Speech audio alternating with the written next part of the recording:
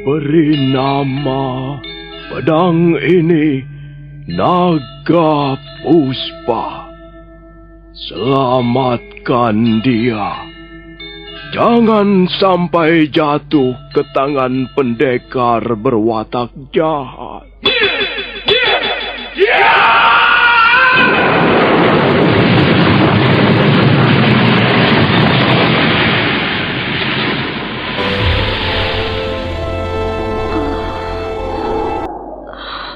Kakang Kamandanu, kau masih juga tidak percaya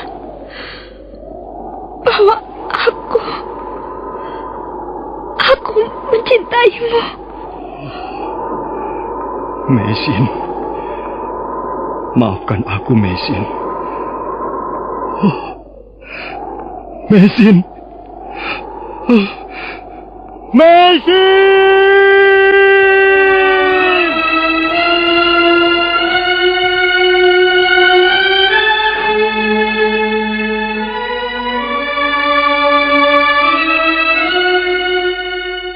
Tutur Tinula.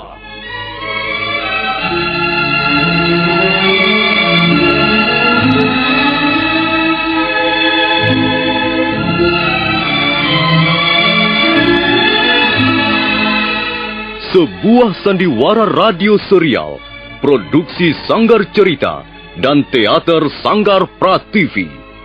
Sebuah kisah dengan latar belakang sejarah runtuhnya Singasari dan berdirinya Kerajaan Majapahit.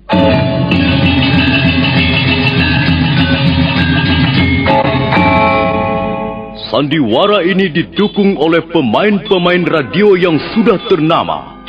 Ferry Fadli, Ivone Rose, dan Eli Ermawati.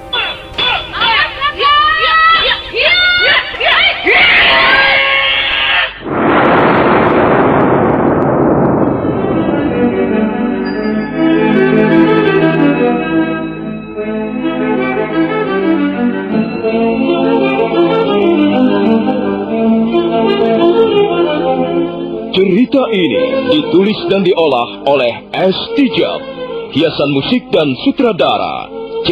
Ispriyonoka. Kali ini mengetengahkan episode ke-12 dengan judul Naga Puspa Resna.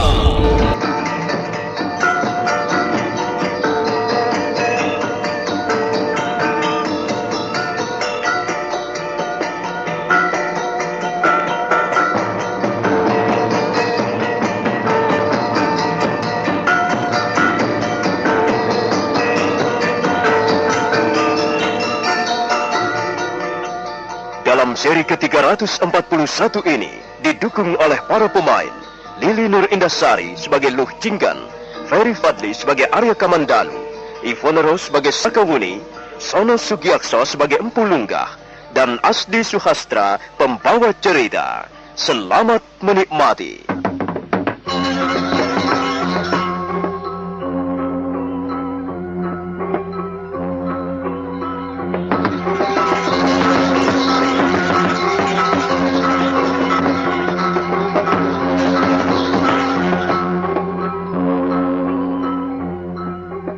Arya Kamandanu dan Sakawuni terus mengejar Jamantara, si harimau putih. Akhirnya mereka berdua dapat bertemu dengan Nini Luh Jinggan.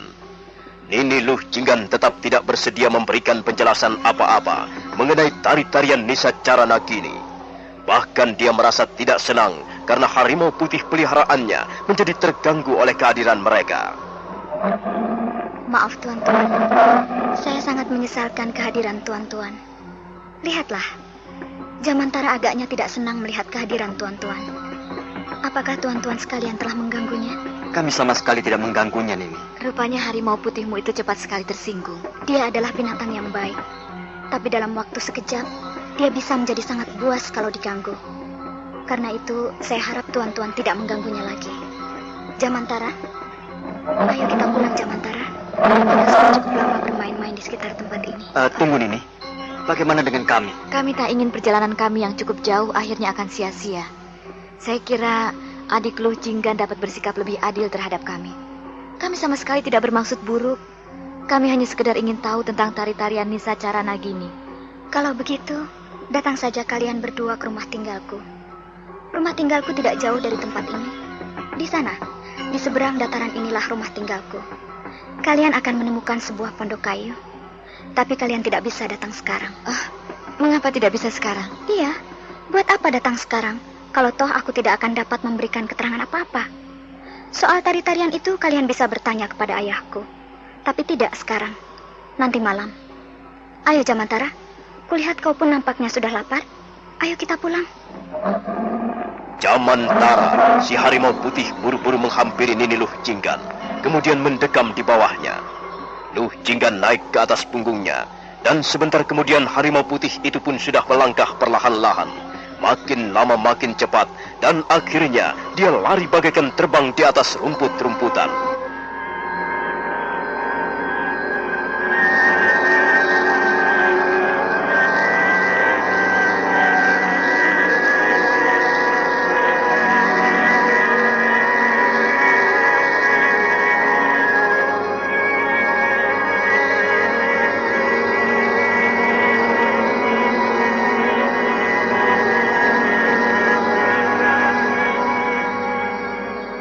Arya Kamandanu dan Sakawuni menuruti apa yang dikatakan oleh Nini Luh Jinggan.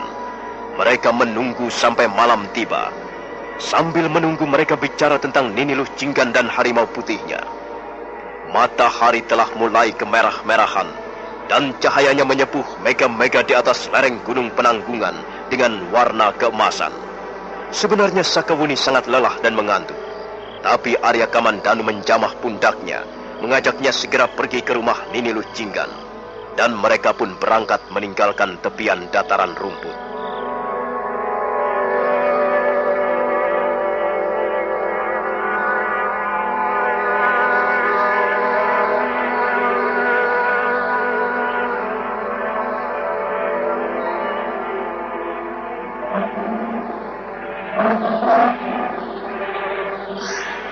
Binatang ini kelihatannya benar-benar tidak menyukai kehadiran kita, Kamandanu. Kita belum akrab dengannya, Buni. Dia masih mencurigai kita. Tapi yang penting, kita tidak bermaksud apa-apa. Kulihat sepi sekali suasana pondok ini. Hai Jamantara, apakah tuanmu ada di dalam pondok?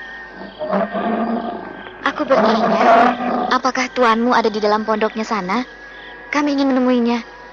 Katakanlah Jamantara, sampaikanlah keinginan kami kepada tuanmu. Harimau putih itu menggeram, seolah-olah ingin menunjukkan rasa tidak senangnya pada Sakawuni. Sakawuni menjadi kesal, tapi pada saat itu muncul seorang gadis dari pintu samping pondok. Gadis itu melangkah setengah berlari menuju ke arah mereka. Mari tuan-tuan sekalian, marilah masuk ke dalam pondok saya. Ayah saya sudah menunggu kehadiran tuan-tuan.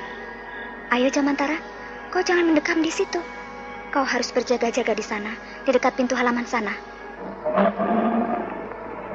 Mari tuan-tuan, mari saya antarkan masuk ke pondok saya. Terima kasih Nini. Ayo Sakawuni.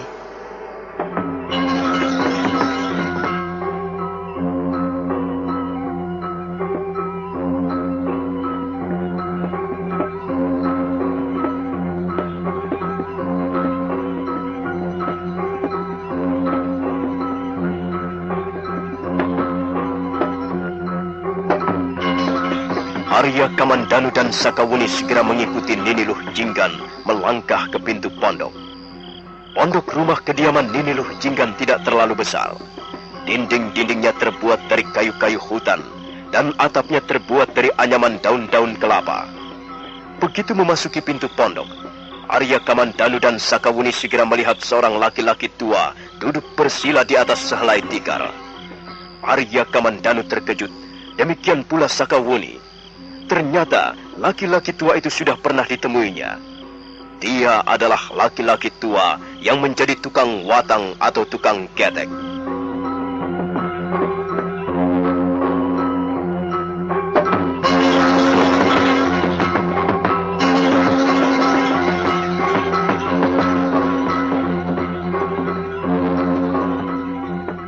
Mari, Ngger. Silahkan Angger berdua duduk. Maafkan ya, Ngger. beginilah keadaan pondok kami. Maaf Bapak, bukankah Bapak adalah tukang watang di hulu sungai Kapulungan? Oh, benar, Nger. Itulah pekerjaan sehari-hari saya. Saya adalah tukang watang. Di samping itu saya juga mengerjakan pekerjaan lain. Pekerjaan yang biasanya dilakukan oleh orang-orang desa biasa, nak.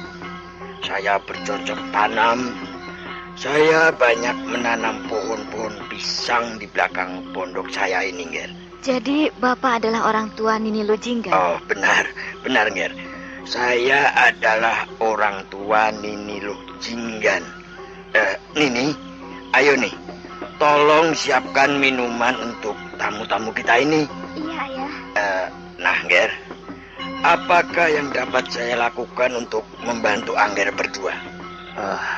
Begini Bapak, beberapa malam yang lalu, saya melihat Nini Lujinggan memperagakan sebuah tari-tarian yang sangat indah.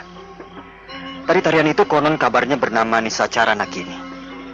Dapatkah Bapak memberikan keterangan kepada saya tentang tari-tarian Nisacara Nagini itu? Oh, itu hanyalah sebuah tari-tarian biasa, Nger.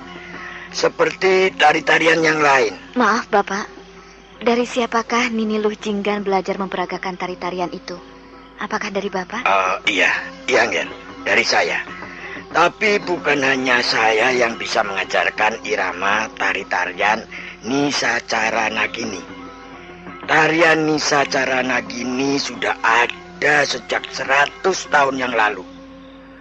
Tari-tarian ini dulu terkenal sekali di kalangan kerajaan Tumapel, Jenggala, ataupun Kediri.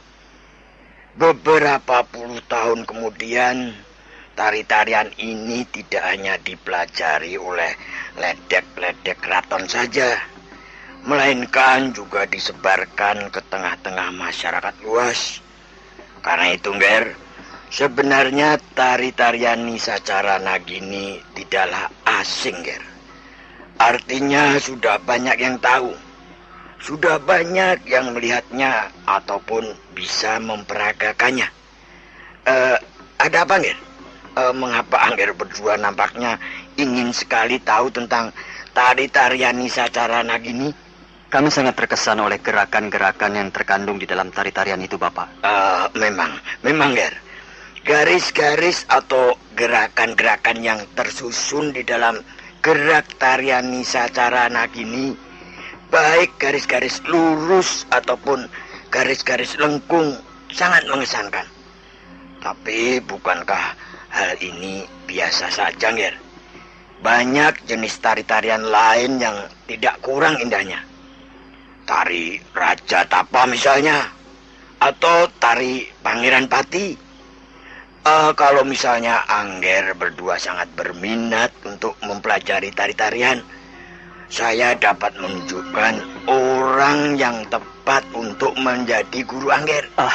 Tidak, Bapak. Kami hanya terkesan oleh tari-tarian Nisacara Nagini. Sebab saya lihat ada suatu makna lain di balik gerak tari-tarian Nisacara Nagini. Suatu makna yang erat hubungannya dengan ilmu ulah kanuragan. Apakah memang demikian, Bapak? Dan, ya, bagaimana menurut pendapat Bapak? Orang tua berjenggot putih dan berpakaian sebagaimana pakaian yang biasa dikenakan oleh seorang pertapa itu tidak langsung menjawab pertanyaan Arya Kamandanu.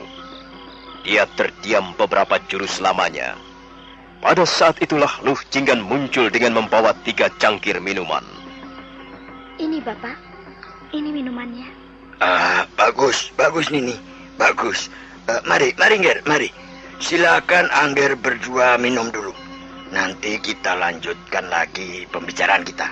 Ayo Nger. Ayo kita minum bersama-sama. Terima kasih Bapak.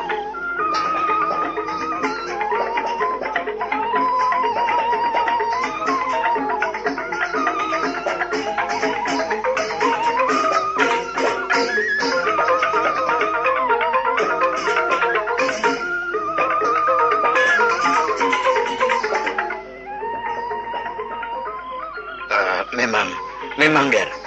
Lujinggan sama sekali tidak tahu apa-apa tentang tari-tarian Nisacara Nagini. Dan apa yang baru saja Angger katakan memang benar.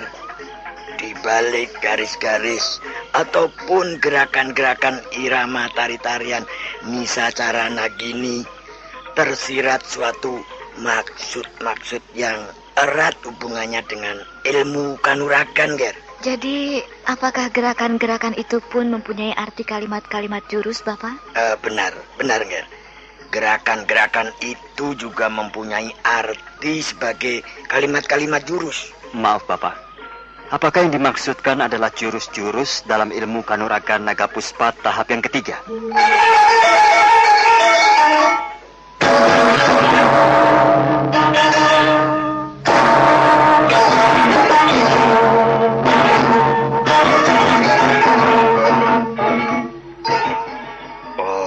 Dari mana Angger tahu? Siapakah sebenarnya Angger berdua ini? Maaf, Bapak. Kami justru telah lupa memperkenalkan diri kami. Nama saya Arya Kamandanu. Dan ini adalah sahabat saya, Nini Sakawuni. Kami berdua datang dari kota Majapahit, Bapak. Sebenarnya kami berdua mengemban titah Gusti Prabu Kertarajasa. Tapi di tengah perjalanan, kami mendapatkan musibah, sehingga kami terpaksa singgah di rumah Bapak. Ya. Mungkin memang sudah kehendak Sang Hyang Widi. Sekarang coba saya ingin tahu, Nger. Dari mana Angger Kamandanu tahu bahwa gerakan-gerakan di dalam tarian Nisacara Nagini ada hubungannya dengan ilmu kanuragan naga puspa tahap yang ketiga, Angger? Dari guru saya, Bapak. Siapa nama guru Angger? Namanya Paman Ranubaya. Oh, ya. Rupanya Angger Kamandanu murid Adi Ranubaya. Ya, jagat Dewa Batara. Saya sangat gembira dapat bertemu dengan Angger. Bagaimana kabarnya Adi Ranubaya, Angger? Sudah lama sekali, sudah puluhan tahun lamanya saya tidak pernah bertemu dengan Adi Ranubaya. Sayang sekali, Bapak. Paman Ranubaya sekarang sudah tiada.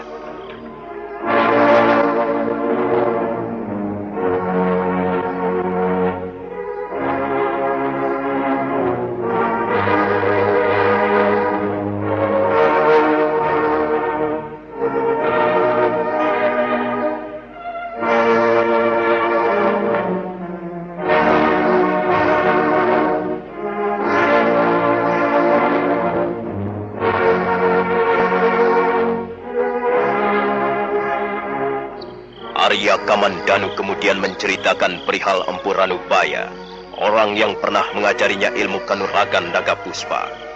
Dia bercerita dari awal sampai akhir, mulai dari Kurawan hingga Empu Ranubaya diseret ke seberang lautan, ke negeri Mongolia, sampai akhirnya menemui ajalnya di sana.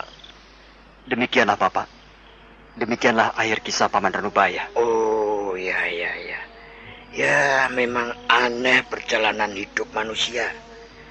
Saya sungguh-sungguh tidak menduga bahwa akhirnya Adi Ranubaya akhirnya akan mengakhiri hidupnya di seberang lautan. Tapi ya, barangkali memang sudah demikian garis nasibnya. Maaf, Bapak. Siapakah sebenarnya Bapak ini? Dan mengapa Bapak menyebut Paman Ranubaya sebagai Adi? Apakah Bapak mempunyai hubungan kekeluargaan dengan Paman Ranubaya? Adi Ranubaya adalah adik seperguruan saya, Nger. Maaf, Bapak. Kalau begitu, kalau saya tidak salah, Bapak bernama Pulungga.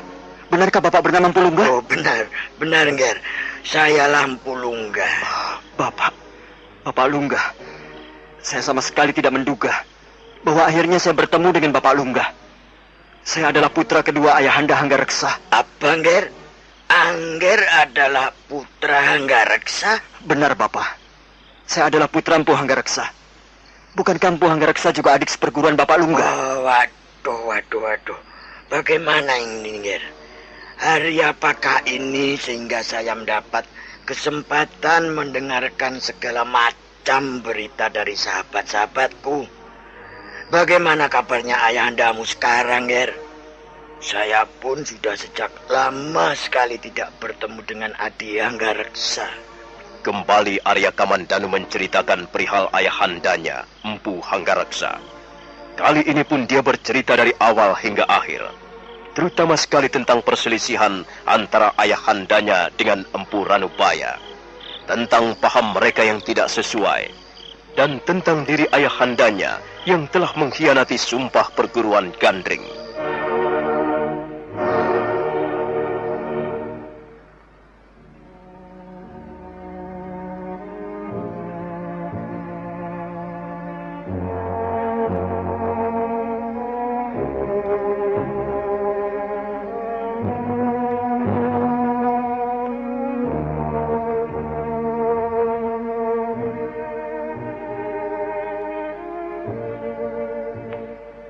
Ya, jagat Dewa Batara.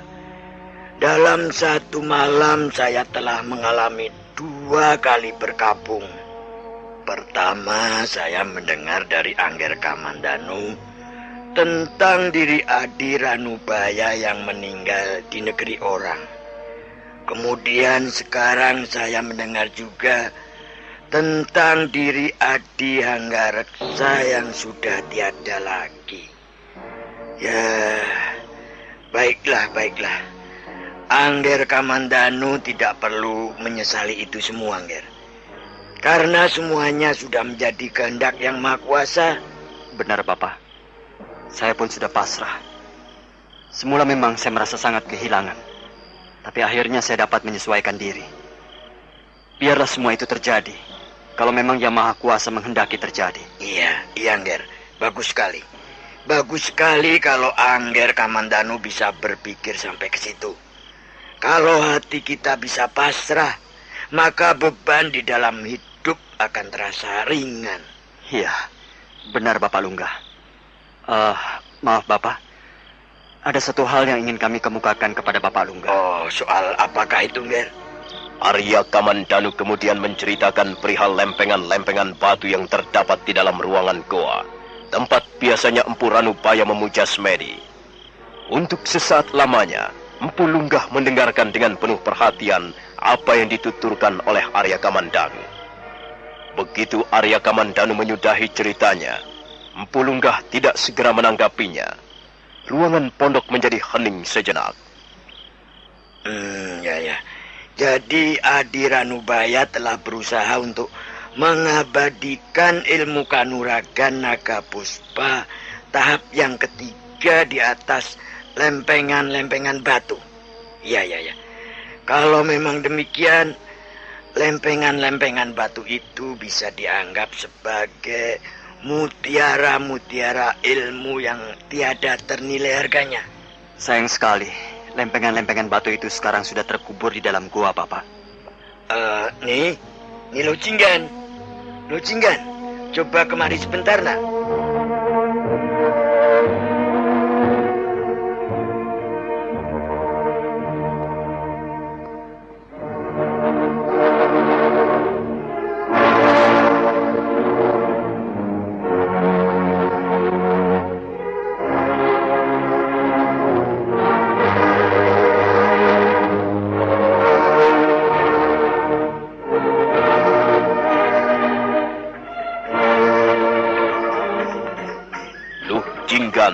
Gadis manis itu pun segera muncul dari pintu bilik samping.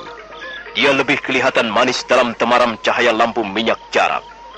Dia segera duduk di dekat ayahnya. Nah, bagaimanakah kisah selanjutnya? Apakah maksud Empu Lunggah memanggil putrinya? Dan apakah akhirnya Arya Kamandanu akan memperoleh penjabaran tentang garis-garis aneh di atas lempengan-lempengan batu? Saudara pendengar, silakan menunggu seri berikutnya. Sampai jumpa.